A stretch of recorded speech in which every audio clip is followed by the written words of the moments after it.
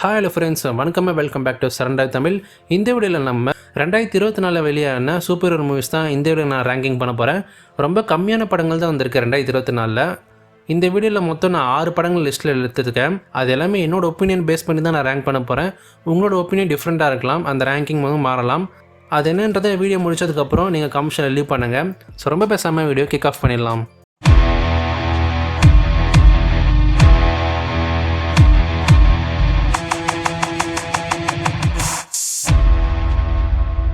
ஆறாவதாக பார்க்க போகிற படம் மேடம் வெப்.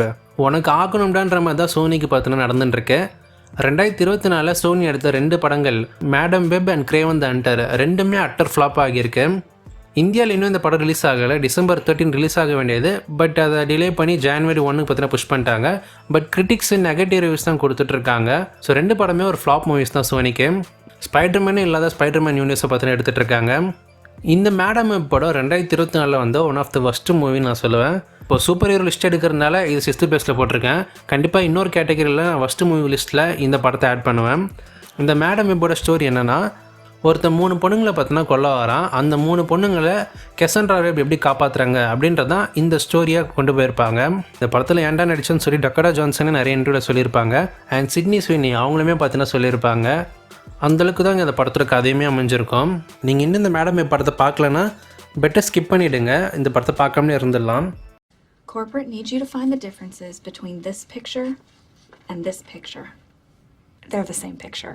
அஞ்சாவதா பார்க்க போகிற படம் த க்ரோ. இந்த படம் 90s வெளியான க்ரோ படத்தோட ரீமேக் மூவி தான். க்ரோ படத்தை ரீமேக் பண்ணுவாங்கன்னு சொல்லி யாருமே எதிர்பார்த்துருக்க மாட்டாங்க. பட் க்ரோ படத்தோட ஸ்டோரி என்னென்னா, மெயின் லீட் கேரக்டர்ஸ் ஹீரோவும் ஹீரோயினும் இருப்பாங்க. இவங்க 2 பேரும் லவ் பண்ணுவாங்க. இவங்க 2 பேருமே பார்த்தீங்கன்னா ஒருத்தன் கொலை பண்ணிவிடுவான். கொலை பண்ணதுக்கப்புறம் ஹீரோ மட்டும் சாவுலேருந்து மறுபடியும் உயிர் தெளிந்து வருவார். அவர் செத்ததுக்கப்புறம் ஒருத்தங்கிட்ட அக்ரிமெண்ட் போடுவார். எனக்காக நீ ஒரு விஷயம் பண்ணணும், நான் மறுபடியும் உனக்கு உயிர் தரேன், பட் ஆனால் எனக்காக ஒரு விஷயம் பண்ணுன்னு சொல்லி ஒரு அக்ரிமெண்ட் மட்டும் போட்டு போவாங்க. அதுக்கப்புறம் ஹீரோ மறுபடியும் உயிரோடு வந்து கொன்னவனை பழி வாங்கினார் இல்லையா அப்படின்றதான் இந்த படத்தோட கதையே. படம் விஷுவலாக பார்க்க நல்லாயிருக்கும், பட் ஸ்டோரியாக பார்க்கும்போது பெருசாக டெப்த்தாக இருக்காது. பட் அந்த 90s வந்த க்ரோ படம், அந்த படம் கொடுத்த இம்பேக்ட் பார்த்தினா இந்த படம் கொடுக்க மிஸ் பண்ணிடுச்சு. பாக்ஸ் ஆஃபீஸ்லுமே ஒரு ஃபெயிலியர் தான் இந்த படம். கிரிட்டிக்ஸ் அண்ட் ஆடியன்ஸு நிறைய பேர் நெகட்டிவ் ரிவ்யூஸ் தான் இந்த படத்தை கொடுத்தாங்க. இந்த படம் ரைட்டிங்கில் இனிமேல் பெட்டராக இருந்திருக்க வேண்டியது.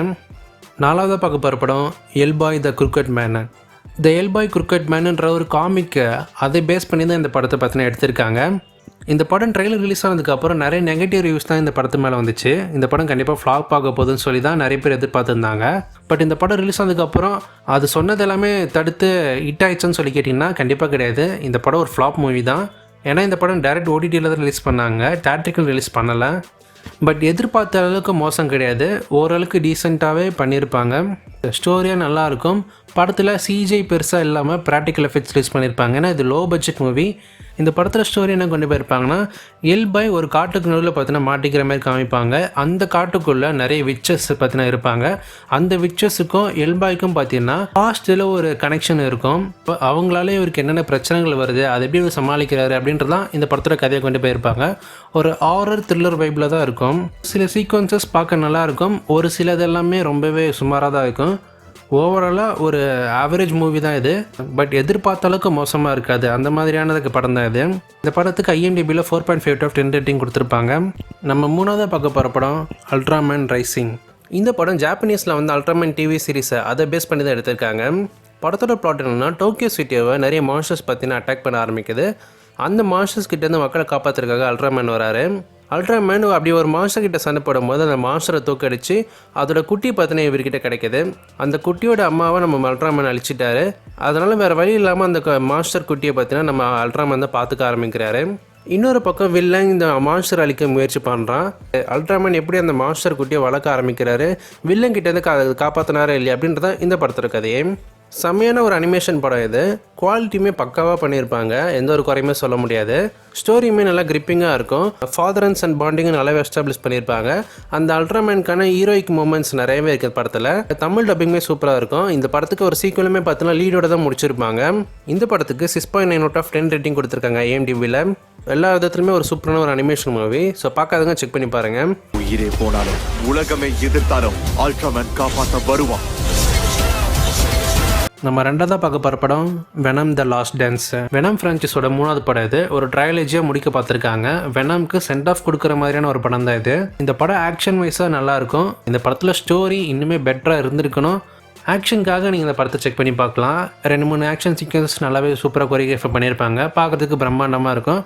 அண்ட் கடைசியாக அந்த கிளைமேக்ஸ் சீக்வன்சஸ் ஒரு 20-30 மினிட்ஸ் பார்த்தீங்கன்னா அந்த ஏலியன்ஸ் வந்து அட்டாக் பண்ணுற சீக்வன்ஸ், அப்புறம் நிறைய வெனம்ஸ் பார்த்தீங்கன்னா ஃபைட் பண்ணோம்.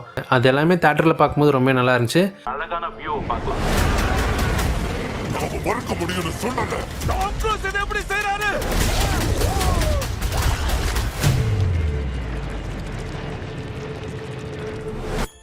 ஃபர்ஸ்ட் பிளேஸில் இருக்கிற படம் டெட்பூல் அண்ட் உல்வரின். இந்த படத்தில் ரேன் ரெனால்ட்ஸ் சொன்ன டெட்பூல் அவர் கூட சேர்ந்து நம்ம ஹியூ ஜாக்மேன் உல்வரின் பார்த்தீங்கன்னா ரிட்டர்ன் ஆகியிருப்பாரு. ரொம்ப வருஷம் கழிச்சு ரிட்டர்ன் ஆகுது. இந்த படத்துக்கு ஒரு நல்ல எக்ஸ்பெக்டேஷன் இருந்துச்சு. அதுக்கேற்ற மாதிரி படமும் பார்த்தீங்கன்னா நிறைய பேருக்கு சாட்டிஸ்ஃபை பண்ணிச்சு. படத்தில் ஸ்டோரி டெட்பூல் அவரோட டைம் லைனை காப்பாற்றுறதுக்காக உல்வரின் கூட சேர்ந்து என்னென்ன விஷயங்கள்லாம் பண்ணுறாரு, இவங்க 2 பேரும் சேர்ந்து ட்ராவல் பண்ணும்போது என்னென்ன பிரச்சனைகளை சந்திக்கிறாங்க அப்படின்றதான் படமாக எடுத்திருப்பாங்க. செம்ம ஃபன்னான ஒரு ஜாய்ஃபுல்லான படம் இது.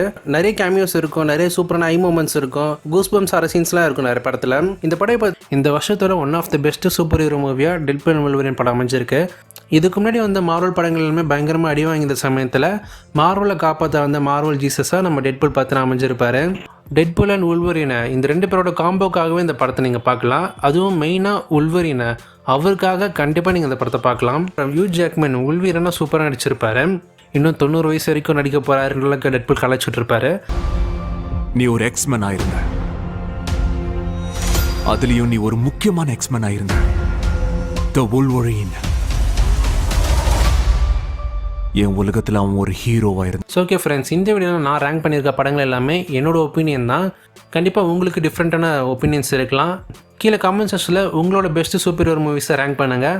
கம்யூனிட்டி டேப்ல 2024 வெளியான படங்களோட கேட்டகரி வைஸாக பிரித்து நம்ம ஓட்டிங் நடத்திட்டு இருக்கோம். எல்லா கேட்டகரி படங்களோட ஓட் போலி முடிஞ்சதுக்கப்புறம் அது எல்லாமே தனியாக ஒரு வீடியோவாக நான் போடுறேன். எந்தெந்த கேட்டகரியில் எந்தெந்த படங்கள் வின்னாக இருக்குன்னு சொல்லிட்டு உங்களை இதே படம் இன்னொரு சந்திக்கிறேன். நான் உங்களை டாட்டா பை. See you.